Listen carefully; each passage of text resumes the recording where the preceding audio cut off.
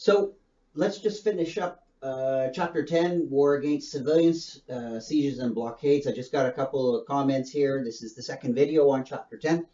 Of course, still in this book.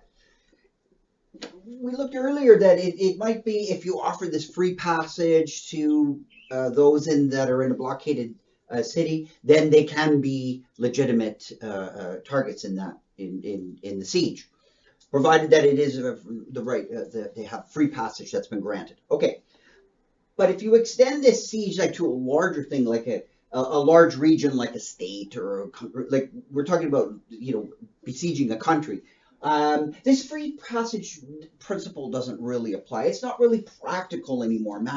It would be, massive refugees and all this kind of stuff. It's not really a practical thing. So this really is going to rule out that. So there is, in some circumstances, yes, if you provide the free passage, you could legitimately have non-combatants as direct targets, but in some cases not, when the free passage can't be practically applied. So again, you see all of Walzer's casuistry at work. There's not really a absolute general principle. There are sort of rules, and then you look at the various situations in which you're applying them. So this is going to rule out the attack on non-combatants, and it also says something like this: you can't systemically weaken the enemy's forces by in any way going through the other side's civilians. So in other words, the invading armies have a responsibility, right? The attacking army has a responsibility to the other side's citizens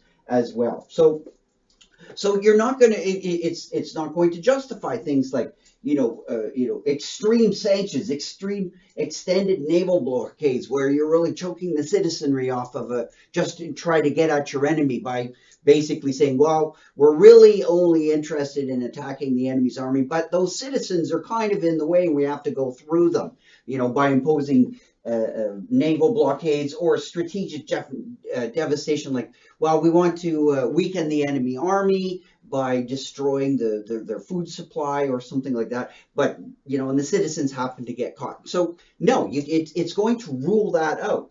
So on the small sense, you might be able to justify sieges as in terms of military operations, but not in this large way where and it all turns on that people just are not given the opportunity to get out of the way. The non-combatants cannot just get out of the way. They're trapped in it, and if they're trapped in it, then they cannot be transformed into any kind of direct target.